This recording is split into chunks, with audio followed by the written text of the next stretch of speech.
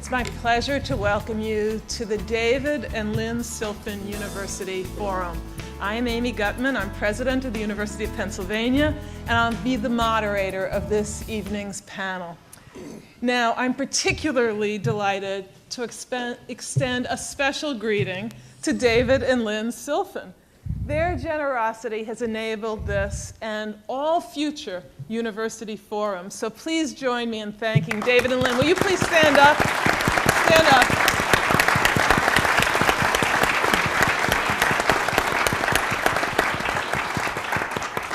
The Silfen series addresses timely questions of national and global import. And this evening, 3 distinguished Penn faculty members and 2 very special guests have joined us to discuss the polarized polis, the state of public debate in the United States. Let's meet our panelists now. John DiIulio is a political scientist and public policy expert who has commentated extensively on American politics. He has advised presidential candidates in both parties, and he has served as the first director of the White House Office of Faith-Based Community Initiatives. John DiIulio.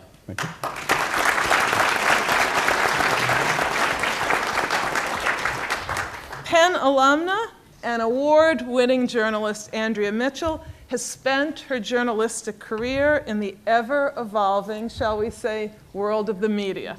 Today, she serves as the chief foreign affairs correspondent for NBC and hosts MSNBC's Andrea Mitchell Reports, which is a daily program featuring political news and interviews with top newsmakers. Andrea Mitchell is also, I'm very proud and pleased to say, a member of the executive committee of our Board of Trustees. Welcome, Andrea.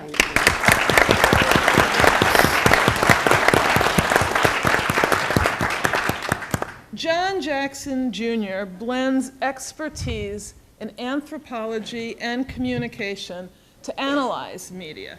He is a prolific author, a documentary filmmaker, and a blogger, most notably for the Chronicle of Higher Education's Brainstorm project. Probably not what you first think of when you think of blogging. Welcome, John.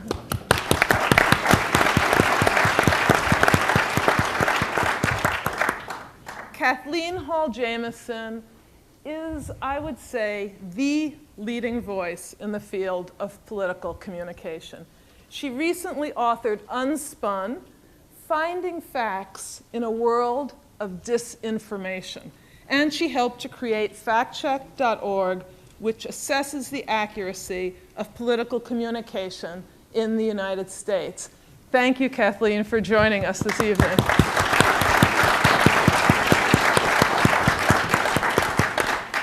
The Honorable Jim Leach is chairman of the National Endowment for the Humanities.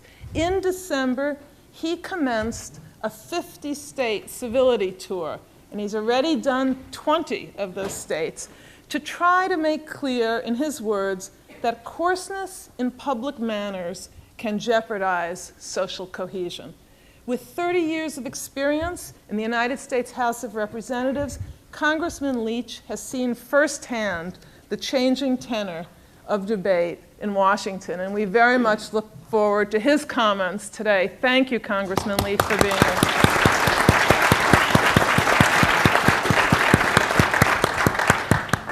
Now, we're going to focus our discussion this evening on polarized rhetoric and its effects on our culture, on our behavior, on our politics.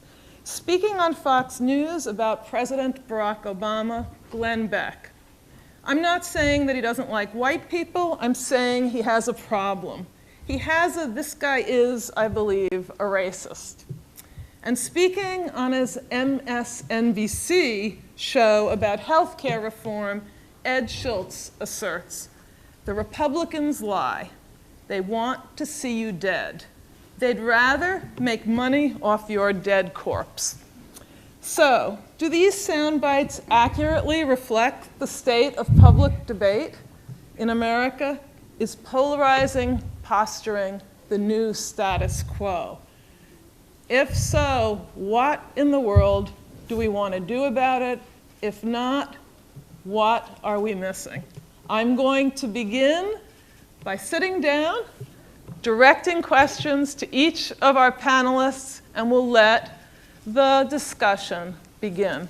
Thank you all for being here.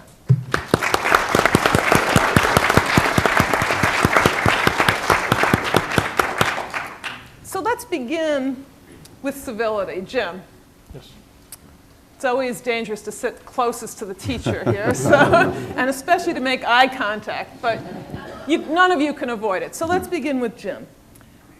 Some of you, and probably most of you, know that in 1993, Sheldon Hackney, who was a former president of this university, then chairman of the NEH, started a national conversation to get citizens talking about civility and the state of public debate. Kathleen and I think, were brought into that conversation. And in a similar spirit, Jim, you recently began this tour, the civility tour. Since civility in America seems to have been in such a long state of decline, I have to ask you, what's your hope that you can make a difference?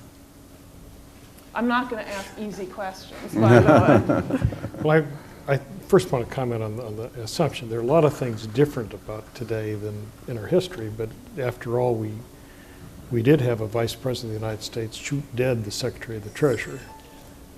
And so we've had, and that was legalized in civility. It was a legal duel in the neighboring state of New Jersey. So let it be said that things could be worse. Things could be worse.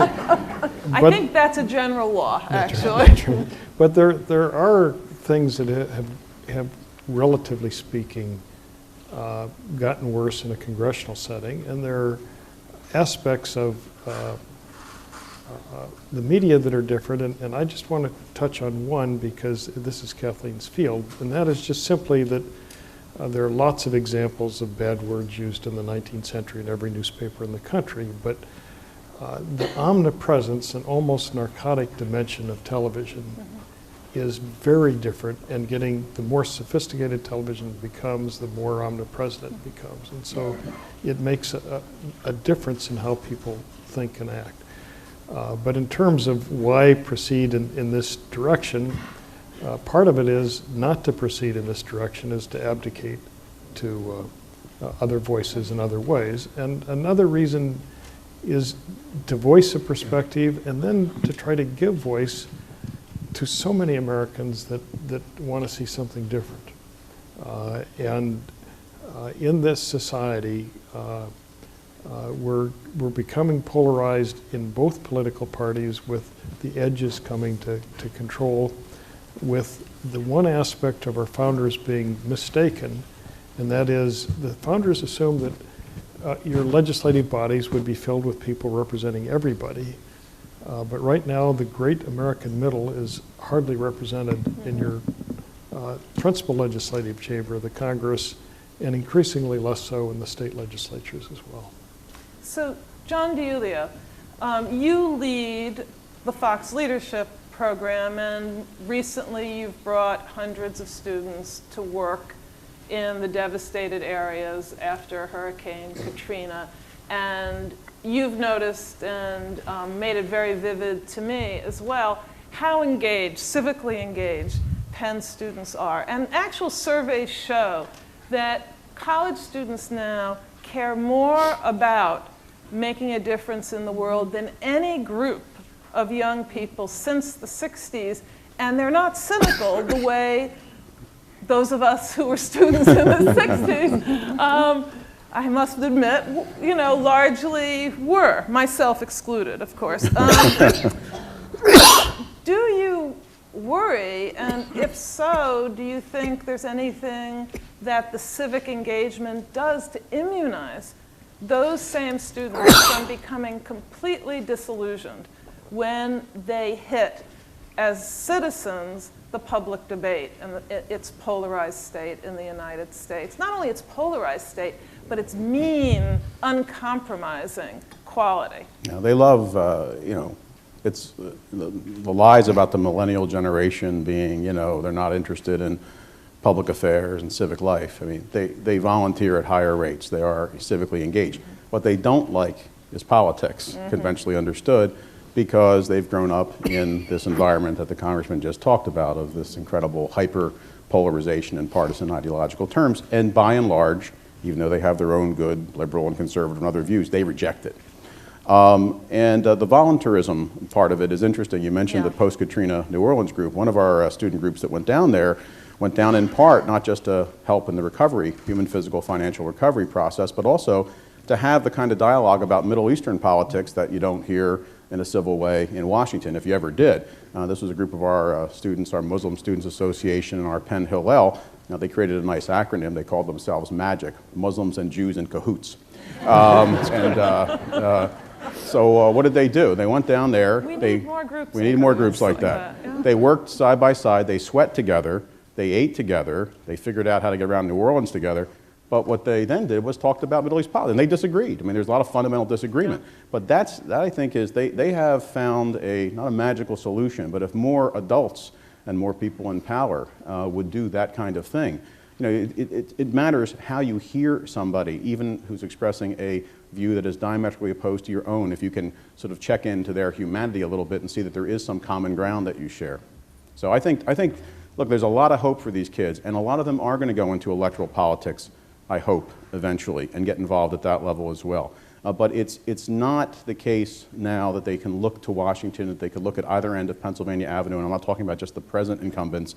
This fish has been rotting from the head down and the bottom and the tail up for a long time, and see inspiration, and see the kinds of things that, frankly, you know, folks of an earlier generation saw in their leaders. Not just, you know, strong political views, but very strong concern for the public interest and the common good.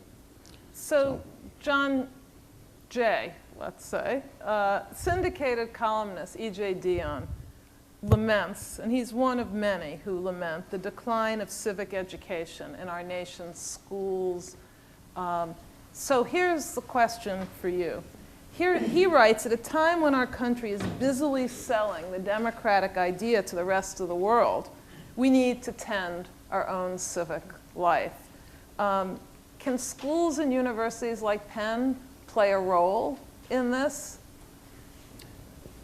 I would argue that this is probably one of our most important roles, is to try to begin to get people to think about how to not just debate important issues, but to do so in a way that allows us to try to find places where we can reconcile what might be almost irreconcilable truths, I feel like. So in some ways, part of what we're seeing now with this heightened incivility is people being true to their emotions, being true to their fears, their anger, their rage. There's a lot about that that is quite authentic, I would argue. But it's at the expense of being true to facts of the matter, to specificities and details about the past, the present, and the possible future. And I think the idea is, how do we find a way to be passionate, to teach students that you can be passionate about a position, while also at the same time being competent about your interlocutor and debater's position, so much so that you can recognize some of the validity in their arguments, and to find a way to talk about what is at stake, not simply because you want to win the debate, but because you want to wrap your head around why someone else can come to the very same place from a completely different perspective. I think if we can find a way to get our heads around other people's positions, I think we have a much better chance of continuing to have conversations that are freighted, right, that are clearly intense. I argue in my last book, we actually need a touch of incivility, at least in the conversations about race. Part of our problem is we've sanitized the public sphere. But we need incivility in moderation. And the idea is to find a way to do it such that we put the facts of the matter, we put the truth on the table, but not at the expense of really having long-term conversations about the implications of our different perspectives. So, Andrea, it didn't take but one question for someone to point to the media and what's happening on television. And this actually follows from what John said, because he says we have an obligation to teach this. But let's go back a little bit in media history. You and I are approximately the same generation, and we were kids in the 1960s when... well, very young kids. And the media essentially had an unwritten agreement with the White House, for example, not to report on President Kennedy's alleged marital allegations, infidelities. Today, front page stories abound, just abound, and they repeat and they repeat and they repeat on television about, for example, John Edwards' illegitimate child. These are true stories. We're not talking what I began with, the false ones, because they also abound. New Jersey Governor Chris Christie's weight. I don't like that one, by the way. It's absolutely out of bounds. I just want to go on record today. And say But these are not footnotes. These are full-blown stories. How does a professional journalist like you, whether on nightly news or your MSNBC program, deal with this competition? I think dealing with the competition is, in a strange way, not the primary thing that I worry about. What I worry about is getting back to what Professor Jackson said, is facts. We can have passionate debates if we're dealing with a set of facts, or we can argue the facts within some construct of evidence-based information. But what has happened, and it is television, and it is cable, and it's the internets, is that everyone is finding their own version of truth on talk radio. I mean, I sort of traced my own immersion in this when I was first covering Congress full-time. I came from the White House in 1989, and it was the winter of repealing catastrophic health insurance, seniors banging on Chairman Rostenkowski's the hood of his car in Chicago and forcing Congress to back down after a year of working on something. The congressional pay raise, talk radio. It was really pre-talk television, but it was sort of the fomenting of anger in what Kathleen is a better expert on this than I, because she's always taken a step back and looked at it from both above, behind, and around. But it just seemed as though we lost control of not just reasonable debate, but a fact-based debate.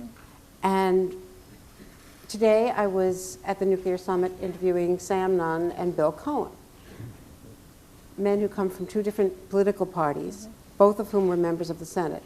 And perhaps I've idealized the Senate in those years when I was first covering it in the late 80s and 90s. But there were reasonable debates, but they were debates held between Pat Moynihan and Jack Chafee and John Danforth and people in both political parties that Chairman Leach worked with whom you worked, who cared about ideas and they cared about compromise. And I have to take it back to talk radio, talk television, and our own news coverage, and the velocity of information and false information that, and we can explore this more, Kathleen, through your work, but it is all happening so rapidly. There is no time spent absorbing and contemplating. Last night on one of the television networks, there was an item briefly denying, by tweet, Elizabeth Taylor denied that she's getting married for the 9th time. And this was denying an item that had been on the previous day from one of the websites, one of the celebrity culture websites. Correct. And it was a funny item, but it could have been checked with Elizabeth Taylor the day before and never would have aired. Right. So there just seems to be and I know it was my network, but all of the networks do the same thing. Nobody checks anything, or not nobody, because that's an exaggeration, but people are just not taking the time to check things. There was a time when I was covering the White House when you would not air a story that the Associated Press reported until you had personally confirmed it. And those days are long gone in most instances. So I think that is what contributes to the emotion and the passion, that nobody is working off the same database. It seems that the two are connected. That is, the kind of information that gets the blood boiling and is titillating of private lives and faux pas and all of this, and the disregard for what's true, because it all seems to be entertainment. And so my question to Kathleen is, in the first quarter of 2010, pundits like Rachel Maddow and Bill O'Reilly saw their ratings growing by better than 20%, while more traditional news anchors on CNN saw their stars fade. And this is what, with declines over 40%. Here's what one commentator, Eric Efron, recently observed in The Week. He said that a lineup in which Wolf Blitzer is considered the exciting anchor may just be too bland for our frenetic, short attention span culture. And my question to you is, what does this mean for democracy when what succeeds or seems to succeed most in the television media is not, as Andrea rightly suggests, that which is most fact-based and most careful about reporting in a way that informs the public, as opposed to incites, gets their juices going? Well, first, let me go back to an observation by Andrea, because I never disagree with her. So this is a rare moment in my life. Please do. But I do believe that right now there would be a reporter on some cable station who would take Elizabeth Taylor denies being about to be married for the 9th time, and the report would say, in a shocking revelation, Elizabeth Taylor says she doesn't plan to marry for the 9th time. And no one in that venue would have asked, why do we care? And how seriously should we take the denial if we think it's newsworthy enough to carry it? And so the predicate of many of these discussions is that we've shifted our concept of what is newsworthy in a way that privileges some things, and it means what is not being discussed is important. And then how it's not being discussed is the second question. But if it's not being discussed to start with, you can't even ask how it ought to be discussed. And so I wouldn't start from the assumption, by the way, that Rachel Maddow and Bill O'Reilly don't do many things that are admirable and don't cover much content that is valuable. Those people who are covering from an opinion perspective, however, are playing a different role in democracy than are those who are the keepers of what is granted as consensual fact. And I use that concept very carefully because it was the Academy, after all, that for more than a decade denied that fact existed in some quarters and trained a whole generation of students to the notion that there was no such thing as an establishable anything. And so let me just, because I know that you can go on about, and I want you to, but I just want to punctuate it by, so we know where we are here, by asking you, so there's nothing wrong with pundits. I mean, we need people with opinions and stirring up people's juices. That gets people interested. But where do people now look to get the fact base, other than factcheck.org, which of course is important, but isn't the same as the networks and the cable news programs? A lot of people have asked, where is the dividing line on a lot of the cable networks? well, first, let me say something about the so-called partisan media. There is a fact base for it, but the fact base is not in interpreting the views of the other side. It is in trying to protect one's own side from any assault that might violate a standard of accuracy, which is really very, very rigorous. And so it's not that it doesn't exist, it's that there's a partisan filter under it. Where is it still? It's in the notion of balance as a norm in journalism, aspiring to objectivity as a norm in journalism. Not that anybody ever thinks you achieve objectivity, but when that aspiration starts to erode, then the answer to your question is it's increasingly difficult to find it. And the question is, how do we preserve those spaces when, and now back to your question, it seems that audiences are gravitating away from it in an environment in which we have the most highly college-educated population we have ever had in the history of the country. So, Jim, you bring just a huge amount of experience to this. You served in Congress for 30 years, beginning when you were just a teenager, and people asked you why. You said the most difficult question you eventually got asked is, why are you running? But what do you make of Senator Evan Bayh's explanation that he retired, and as a result of, I want to quote this because it's so relevant to what we're talking about. As a result of strident partisanship, unyielding ideology, a corrosive system of campaign financing, gerrymandering of House districts, endless filibusters, holds on executive appointees in the Senate, dwindling social interaction between senators of opposing parties, and a caucus system that promotes party unity at the expense of bipartisan consensus. I hope you all feel like I am. But everything else is fine, right, other than this.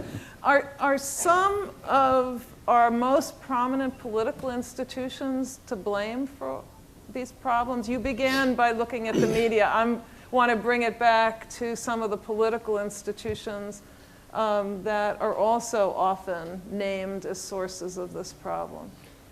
Well, I don't think there's any doubt whatsoever that we're in need of some self-assessment on the institutional practices that exist in America today.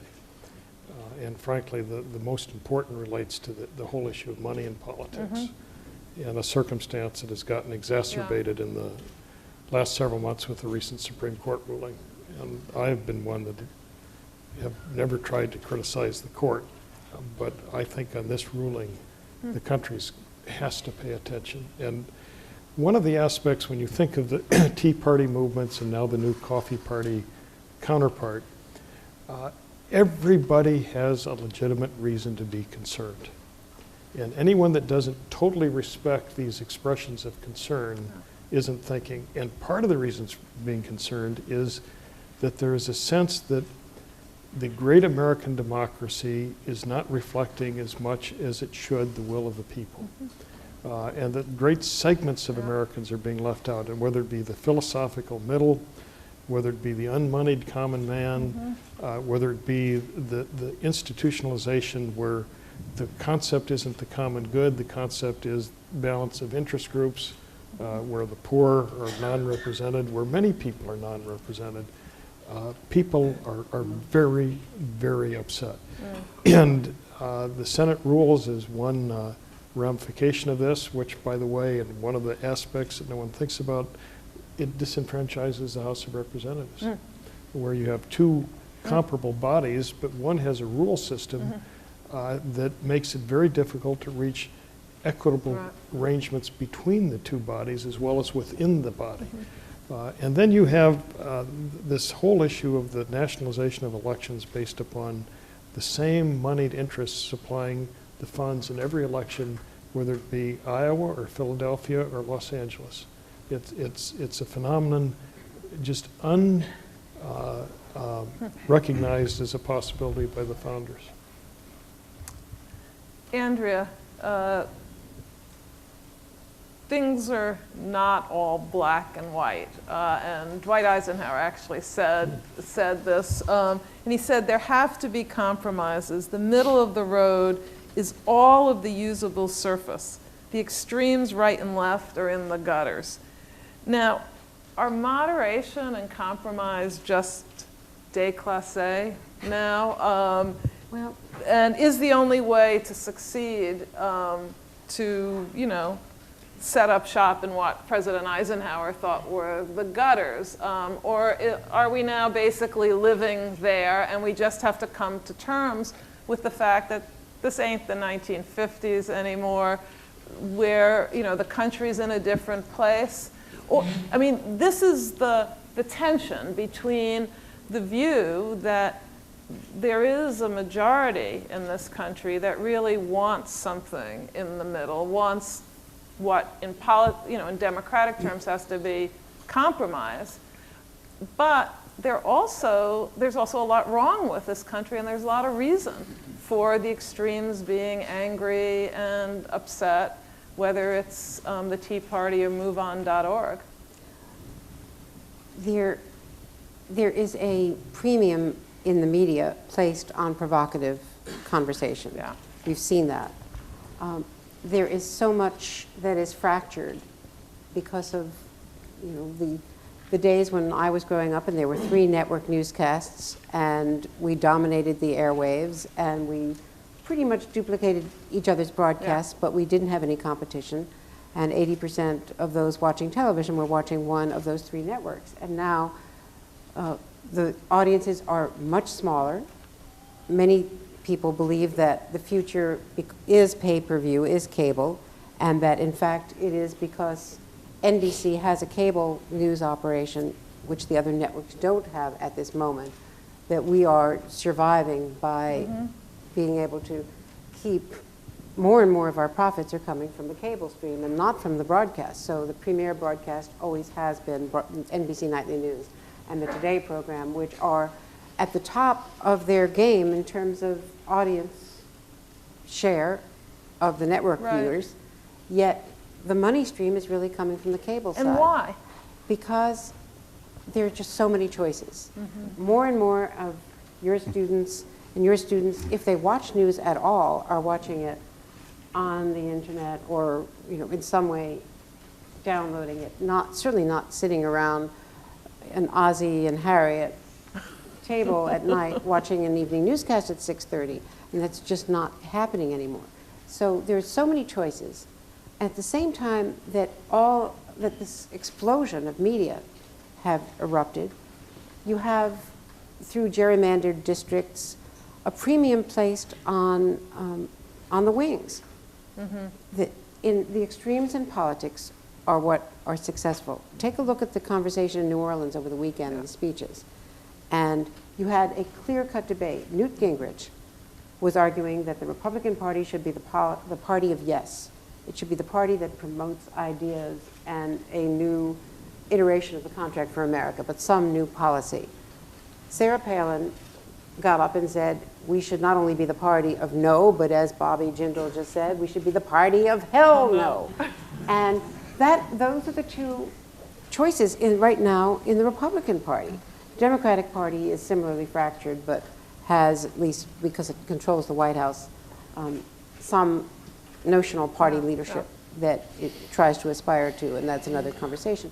But the fact is that the people who are succeeding now in elective politics at the congressional level and in the state legislative level are often the people who are not middle-of-the-road choices. So should we I'm going to just throw this open for a moment, and then I'll bring it back to order. Should we just get just get used to it? No. Why not? I mean, it's not going to just go away, and because what can we do about it? Because at least 3 of us here, and you as well as being part of the Academy, are elevating young people who are going to Haiti, going to New Orleans, doing other important work that is changing their perspective on their world. So there is enormous hope for this next generation. So let me give you an opposite example, although it may not strike you as opposite to begin with, but I'll ask Kathleen this question because she and I have talked about this. What was widely covered when our president gave the State of the Union was the Representative Joe Wilson saying, "You lie."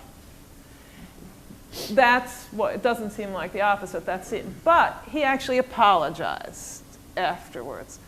Does that make a difference, Kathleen? And if so, does that give us some hope that there are limits? After all, he didn't go so far as to kill the president, or he burst out in what I think everybody thought was an uncivil way, and then he apologized. But then he went on a website and used the event to raise large amounts of money and implied that his apology wasn't one that was going to hold. And the thing that's missed in this exchange is that there are rules in the House that were set by Jefferson. And whatever else we say about how we founded the country, those are awfully good rules.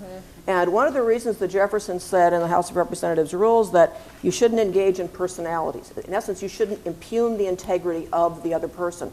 Is that at the point at which you do that, there is no further discussion.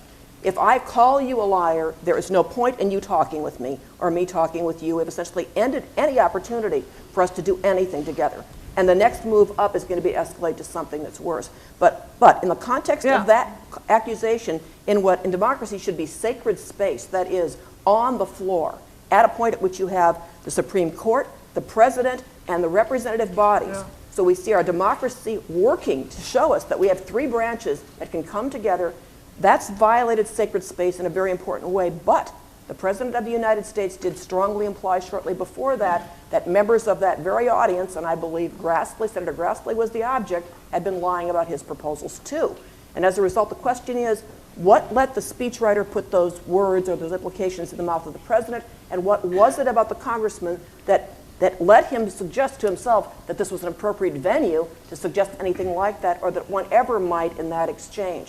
And it may be the general coarsening society. It may be that those things have been said so often in other venues, you've lost the boundaries.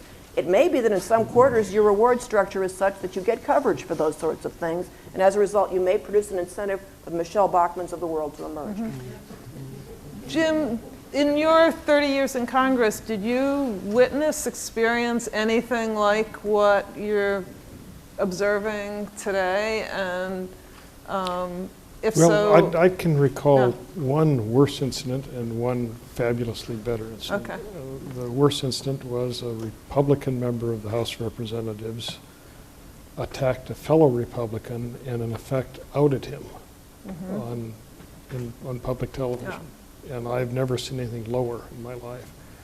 The other that I think is a fabulous indication of the precedence of the House that Kathleen was talking about was the Speaker of the House was then Tip O'Neill, and he was upset with the Republicans' comments about the Democratic Party, and he took the floor and he said to the Republican, never in his time here had he heard anything so low, at which point the Republicans demanded his words be taken down, and they went to a thesaurus and found that the word low was synonymous with the word base, and the word base had been ruled out of order in the House of Representatives. And the Speaker of the House had to apologize to a Republican member for using the word low. And I will tell you, most of us have used harsher words in our life. And so we have seen some things that are awkward. Now, we also had, in the 19th century, a House member cane a senator to death. Most House members think that was a high moment of the 19th century, but that's another matter. So, you said Andrea said we don't want to just settle for the way things are. There is a phenomenon that we've touched on, but we haven't said very much about, which is the web. We've talked about television, and Kathleen alluded to this because the way, Wilson raised money was you go on a blog and you can raise a lot of money from your base. But the web isn't all bad, and John Jackson has a blog, Brainstorm, where you actually talk about some of these issues, and I wonder what your take is on countering, polarized hate with the kinds of blog that you do. I mean, I think I would agree with Andrea that we don't want to concede to the kind of histrionic and hyperbolic and vitriolic rhetoric that seems to be hegemonic now. But I can tell you, as someone who recognizes that there's something about the anonymity of Web 2.0 that allows the kind of freaks to come out at night, as it were. But I think it's really interesting. I mean, it's in some ways part of what we see on the web are our lower selves in some ways, because we have the protective cover of being secret. And so one thing I find is it's really difficult, and this is something I struggle with literally every single day. I blogged before I came today, and there was an instantiation of it just this afternoon. It's hard not to feel like you have to fight fire with fire, right? So one thing you imagine is someone comes after you, they go for the jugular. You don't just want to defend yourself, you feel like you have to attack back. And there's a way in which part of what I've been trying to do is sort of use these moments of sort of incivility and hostility, hopefully as pedagogical moments, actually bring them back, thematize them in the blog, and get other folks to talk about why it is, one, we're not even reading one another's pieces. So what's often interesting is people are railing against me and making ad hominem attacks, and they literally have not read the post, right? So they look at the theme and they go, I have a ready-made script as to why I think everything you're saying must be cockamamie. So I think first we have to stop and say, well, let's listen to what one another actually want to articulate. Let's be committed to proactive hearing. And I think that's already difficult because we already think we know what the other side's going to say before they open their mouths. And I think what I've been trying to do now is kind of practice what I preach online, is to say, well, I'm not just going to go back after people, but I'm going to try to listen to the critique, separate the wheat from the chaff, and figure out really what are they trying to articulate, and then respond to them on that particular ground, and try to do it in a way that's engaging, that tries to be respectful, that tries to demonstrate and model a form of sort of civility and interactive possibility that I imagine hopefully they'll be receptive to. Sometimes they are. Sometimes I get emails and phone calls. This is actually quite inspiring. Folks are saying, you know what, I'm the person who said that. And I apologize. I appreciate the way you respond. Sometimes they'll blog a response and say, you know what, fair enough, fine, you heard me. Or they'll just ignore me. But all three of those options are always on the table. And I think our job is to not get seduced into what's easy about just sort of lashing back. It's hard to be reasonable in a world you feel like it's completely irrational, but you got to try to find a way to hold on to that. John, our students tweet and they use Facebook and YouTube, and our students make some wonderful YouTube videos that are edifying and entertaining at the same time. But how does that feed into your sense of what civic education in a university is about? Is it just a distraction, or is there some way in which it actually can better connect people? It's all of the above, right? And these great young people are, I'm telling you, that my hope is we're not going to throw in the towel. We're just going to let the pig pass through the python and let the millennials take over. That's my solution, because they're growing up in it and they see it for what it is. I really believe, by and large. But the other day, one of my great students, I don't know if he's here, Blake Harden, we were talking about this in the religion and public policy class, and why is it that you have these, this fiery discourse, and it's just as John is saying, the fight fire with fire aspect. Somebody says X, somebody has to say 2X, 5X, and before you know it, it's all over the place. This kid said, Blake went and found on YouTube, he said, did you know, Professor DiIulio, in 1970s that Billy Graham debated Woody Allen? And I said, no, I missed that one. I was absent that day. Who won? He says, oh, nobody won. He says that and so he sent the link, and I sent it out to the class. And I'm not here to recommend or plug. I have no interest in, but it's actually a fascinating discussion. Now, so the amount of information that the younger generation gets through the web is amazing, and gives them much more knowledge than we ever have. And let me just say, apropos of that, and Kathleen will correct me, I know, if I'm wrong, and she will know if I'm wrong, because my sense is that younger people are much better at sifting through all these stimuli, certainly than I am, and they're also a little bit less, it's such a norm for them to see this, that they kind of oh, that's just that, wingnut stuff on both sides. They sift through it, and they crawl through it, and they find, they're very good at finding the better aspects, the fact-based aspects of what's out there on the web, I think, than, somewhat older folks are. Yeah. Andrea, you're on Twitter and Facebook. You tweet, and you have friends and followers. How has it affected the way you approach the news? What I'm seeing evolve on Twitter is now that Hillary Clinton and Robert Gibbs and other officials are actually, instead of emailing us with announcements, they are tweeting. And so it has now become a conversation where if I learn something, I was walking into the summit today and ran into a very senior European official who had been at the negotiations last night, known as the P5+1, where Clinton was meeting with the Security Council members and Germany to discuss the Chinese, and China was there to discuss the response on Iran, and asked this senior official about the claims today that they had actually made progress and that the Chinese commitments were going to make an appreciable difference in the sanctions debate at the United Nations coming up. And this source, whom I've trusted for quite a long time and is at a very senior level, said absolutely not, that this was just another iteration of the Chinese getting past this particular bump, and then when we get to the Security Council, the resolution will be watered down in the same way. Well, I tweeted that. And so it's the fastest way. My show wasn't going to be on the air for another hour and a half.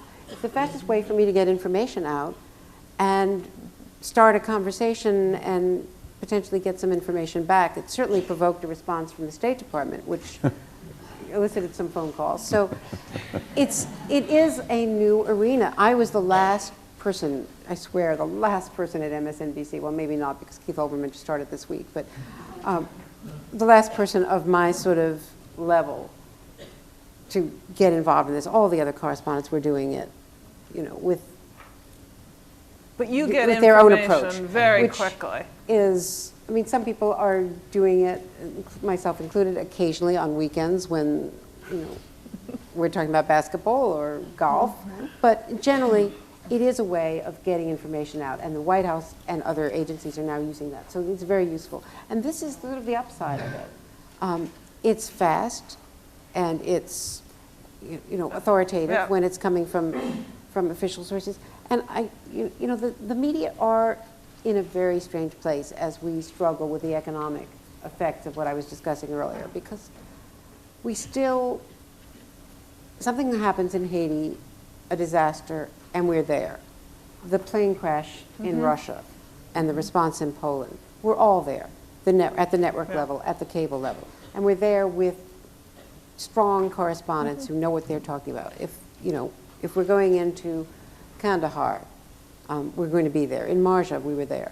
What we're not doing is a lot of expensive coverage that we, in the past, would take for granted. Funding bureaus that always existed. And it is, you know, very deeply saddening to me and to those of my generation who could always count on going here, there, and the other place and finding. But we're still doing some extraordinary work, all of us. It's just mixed in, the mix is different. Right. And that requires a much smarter consumer. Yeah.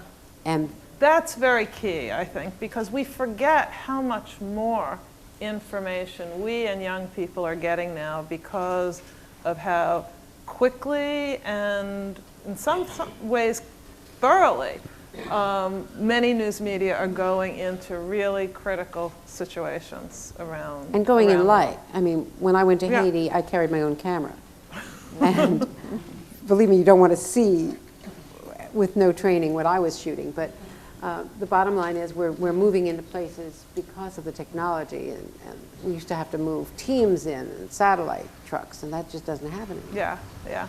I have to tell you all how quick Andrea is. She may have been late to tweet, but I was waiting to hear from the White House when I would be appointed as chair of the President's Commission on Bioethics.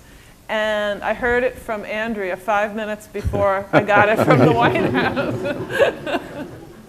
She was like that. It was really quite remarkable. So that's I'm glad we focused on some of what the positive side of all of this new media is, but I can't just leave it at that because, as you know, one of the more famous tweets of late was by Sarah Palin. You thought I would leave her out of this discussion? No. To her followers, called the Common Sense Conservatives and Lovers of America, and this, Kathleen, don't retreat, instead reload.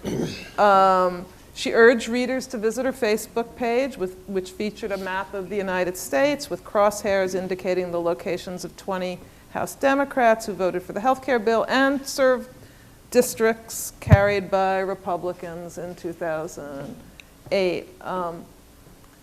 Is there a line between the kinds of quick and speedy communications that they polarize, they excite, and ones that incite? And is this somewhere, where is this on that line? We'll go back across history, and the telegraphic communication tends to be used that way no matter what the medium is. Yeah. I mean, in my generation, it was, hey, hey, LBJ, how many kids did you kill today? And it was being shouted at LBJ from outside the White House. Right. And that's one of the kinder things that was being said in the protest against the Vietnam War. Now, the question then is, was that a legitimate position to take? And if so, is that the way to take it?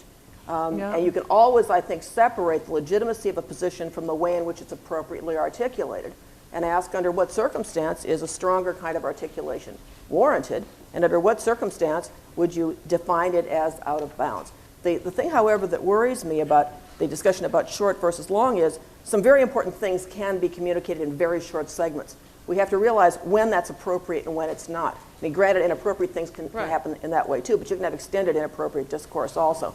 I can tweet someone's position on abortion in 140 characters. I cannot communicate someone's position on Waxman-Markey, climate change legislation. And I also cannot explain the news judgment among mainstream journalists who didn't have to travel anywhere to get the story to decide that Michael Jackson's death was a more important way to lead the mainstream news than was the passage of climate change legislation in the House. And on one hand, you have the future of the planet and our survivability. On the other hand, Michael Jackson has died. He was going to stay dead whether we led the news with that or not. How do you know? Oh. How do you know? But John DiIulio today announced. So, but let's just go back to, because this, I just have to challenge you all. Don't retreat, reload. I mean, there is a difference between inciting people to a movement that's, and crossing the line and suggesting violence. Are we confident enough that we're not going there? Let me use some other words here for a second. In public life today, somewhat surprisingly, public officials are being called communists. They're being called fascist. Right. And you think the meaning of these words and the history of them. I mean, we lost 400,000 Americans defeating fascism, tens of thousands holding communism at bay. Do we really think a public official wants to have a gulag or a concentration camp? And are those not words with warring implications? Right. And then you have some new words that all of us know the meaning of, at least one of the two, but we haven't heard for years. The word secession has gathered great currency in much of America, although regionally specific intensely. And all of a sudden, the word nullification has come to have meaning in a real American sense. And many of us thought that was settled in the Civil War. But these are new currents of thought, and they really have to be addressed. Now, I want to just make one other observation. This is not all public life and politics. I mean, that when you talk about civility, it's society. And we do have this generation of students that John talks about that are, frankly, as fine as we've ever had in this country. But we also have some problems. I mean, I just was out in California. We have a campus that has had some swastikas painted on student doors. We've had LGBT offices vandalized. We've had Ku Klux Klan hoods put on statues on campuses in one California campus. And so there is a kind of a problem that's arising in all of our society, and words can lead to violence that can lead to greater violence. And that was the history of the 30s in Germany. It could happen anywhere, anytime. And so I just simply suggest to people, you've got to resist some instincts early and think about them early rather than later. I just want to say amen to that.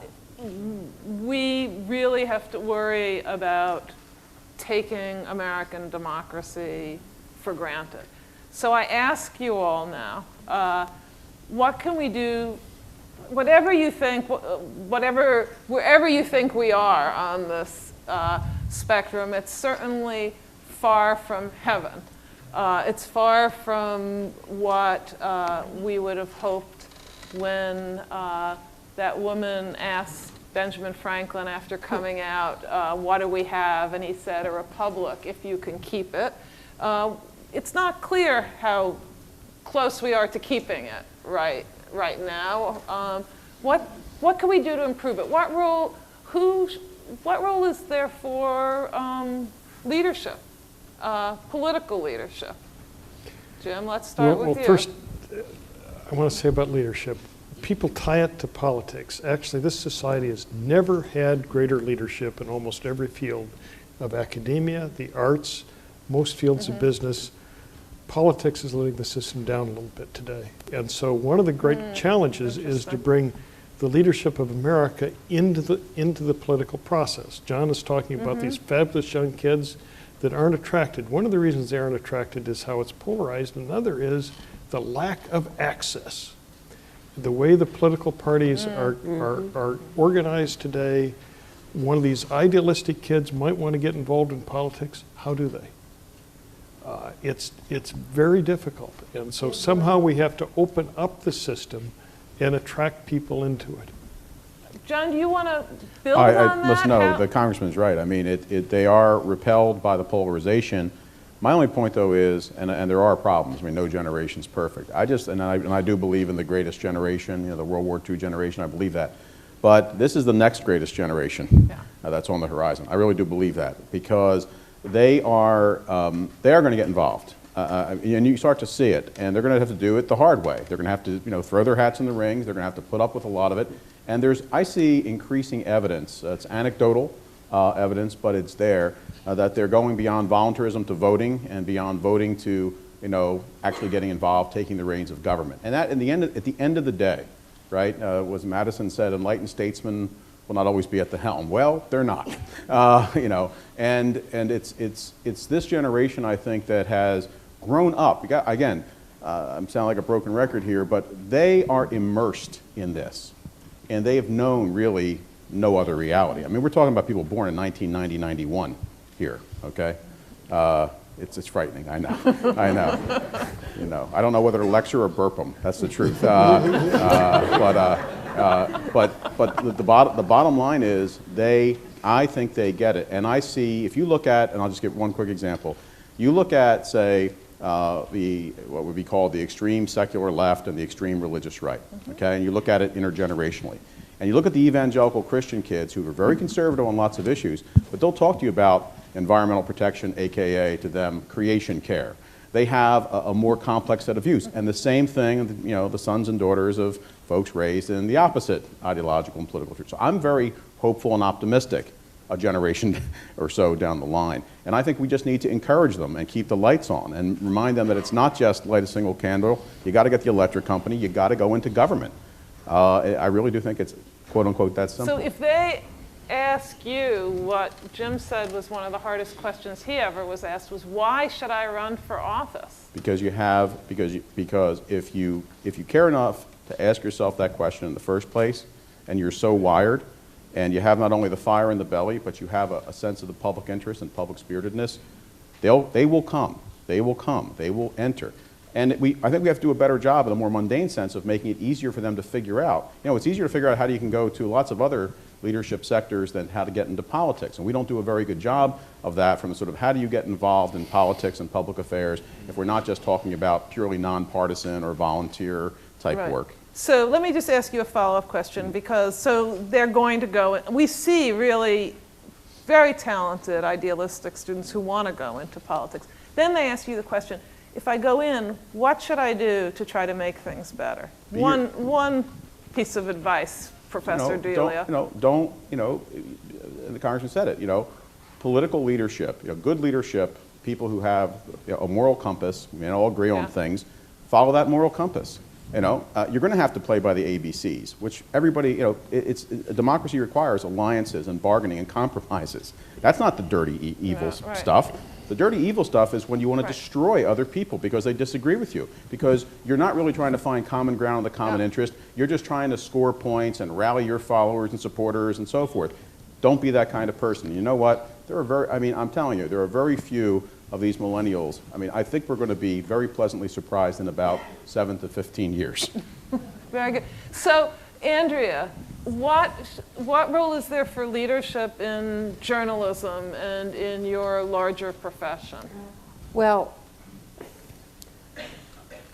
I think the worst day that I saw in Congress this year was the day before the passage in the House of Health Care. The day when John Lewis and Congressman Cleaver were walking across, and Congressman Cleaver was spat upon, and John Lewis was, abused in a way that a man who is an icon to many people in my generation, that nobody should be abused. I mean, the language, the N-word, and all of that, and the inappropriate understanding of what that kind of rage, how does that come? That's not just the cost, that is perhaps fed by bad information, by bad media, by all the things we've talked about, but there is something that you touched on before, Congressman, the rage that people who are feeling threatened, we've seen these kinds of reactions before during recessions, and this sort of populist anger. I'm not sure that this really approximates that. I think it was race-based, a lot of it, and I think that we in the media have to acknowledge that and cannot shy away from it. And there are times when we simply have to go on and expose it. And that is the value that we can bring to it, and context and history, and try to get the majority of Americans who I think see this for what it is, to recognize the real danger that we have, the threshold that we are apparently, if we don't pay attention, going to cross. I look at Scott Brown's vote in the last 24 hours on unemployment compensation and his previous vote on the jobless bill, which is not to say that I either agree or disagree with that vote, but he simply is saying to his constituents, I am not a captive of the Tea Party movement. They may claim me, but I am my own person, and I don't believe, he put out a statement yesterday that he doesn't believe in filibusters, that he thinks that issues should be debated. So there's real room So there for is leadership. real room for leadership. You had 4 Republicans voting for that, on that cloture vote yesterday. So people are not always as they are, as is being described or as is caricatured in the public debate. And I just think that we as broadcasters, as communicators, as writers, as educators, have to keep trying to create the context, to provide information, and to give people the history, and let them have more choices of information. And if you cover that, and if those small acts of courage get highlighted, it feeds on itself. Exactly. John is a member of the younger generation, and he is. Yeah, you too. Absolutely. And John gives me great hope because you've really exposed in a way that brings to light and also offers some hope of having a conversation about some of what fuels Tea Party and extremists and so on. What do you think, as a professor and somebody who does documentaries and blogs, what can more professors do to further this kind of civic engagement that is very firmly grounded in fact as well as understanding that somebody who's trained in anthropology, for example, can bring to the conversation? One thing I always try to emphasize to my students is that nothing's innocent, that you really have to be most critical about the things that you cherish. And so, for instance, when I think about kids and new media, obviously it's a democratizing possibility. They use it very well. It's natural to them. It's like the air they breathe. But it also recalibrates sociality, right? So one thing I still can't understand is, are things like Facebook and Twitter, is this public or private space? We use them as though they're both. And there's a way in which muddying the distinction between the two actually speaks to some of the issues we have about what actually is appropriate in particular venues, right? So I think there's a way in which we're dealing with technology that's ambiguous in the ways in which it allows us to communicate information. What used to be backstage is now always already on stage. And so we have to negotiate that. Not just politicians, but all of us do.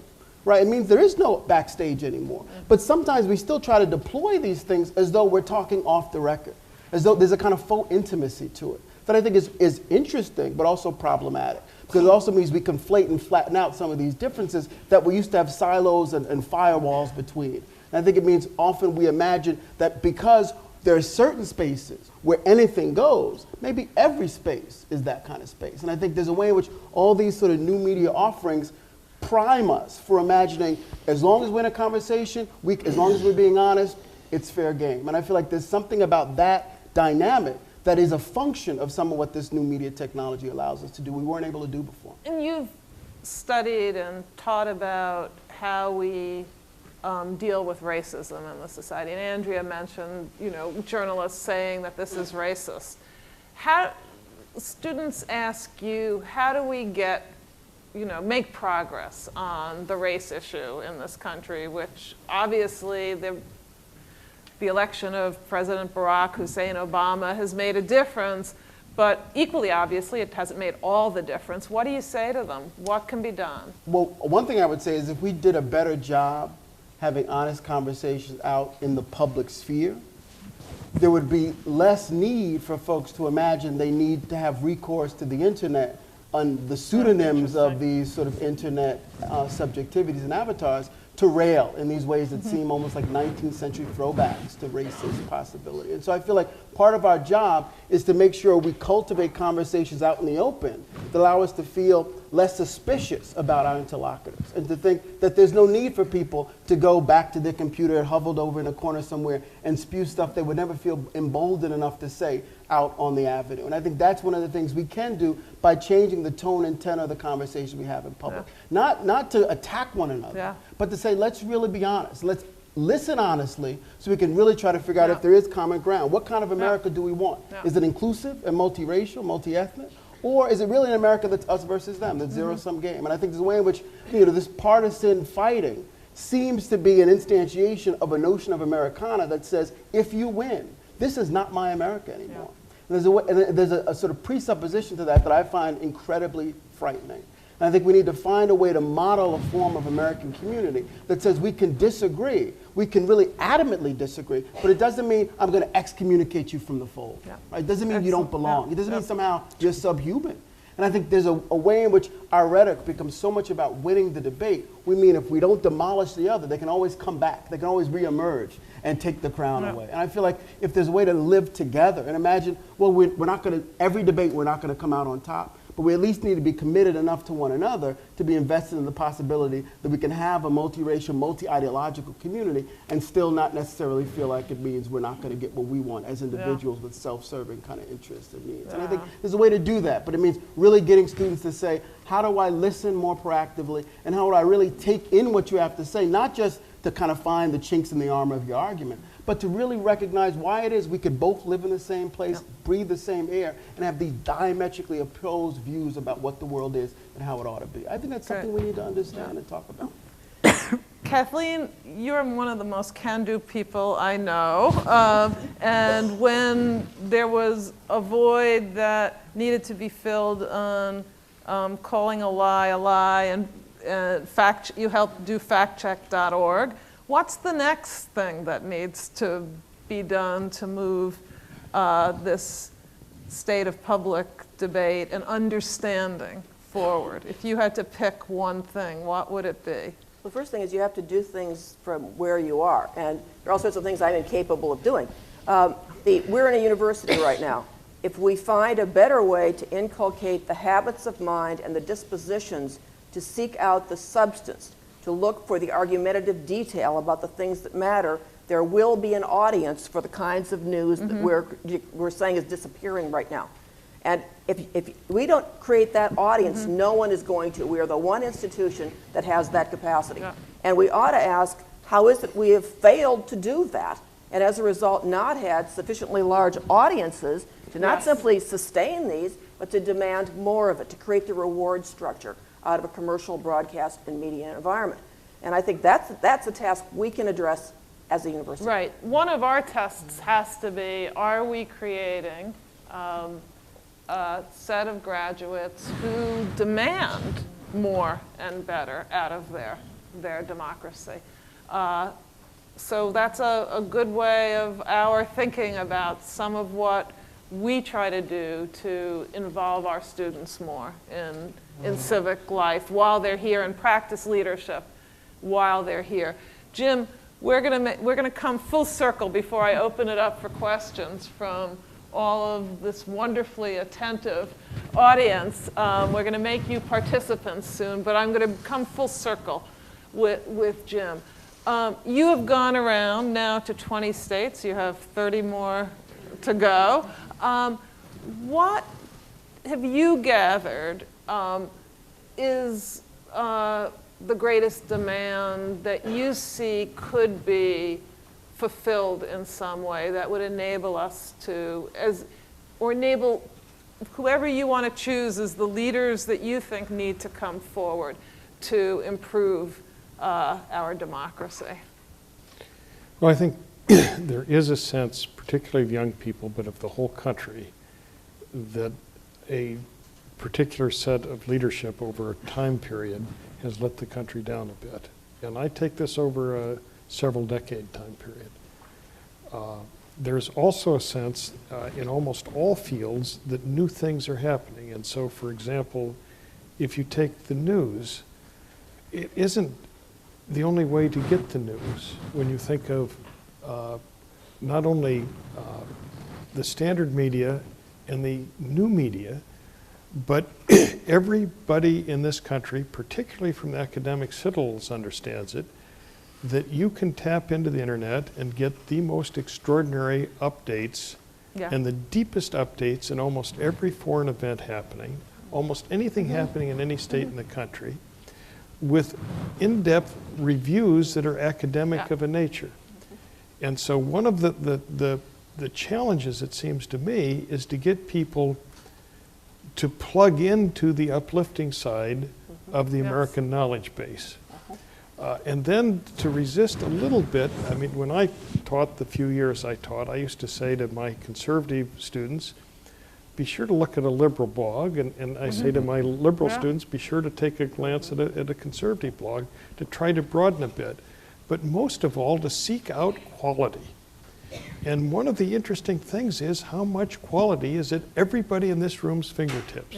And we can be upset with things we see all the time, but the quality is also out there.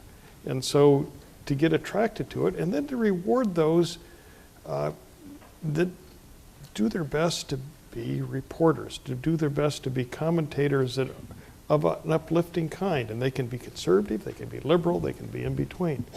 And I think if people think in this way, we're going to be in a really terrific way. And resist a little bit what's happening throughout our sociology as a society, a tendency of people wanting to live next to people just like them, to look at news just like everybody looks at. And the great footnote, and I'll just end with this, there's a recent survey out. The only thing that conservatives and liberals both view on television equally is one show called House. And everything else is dramatically one-sided in both camps. It's amazing.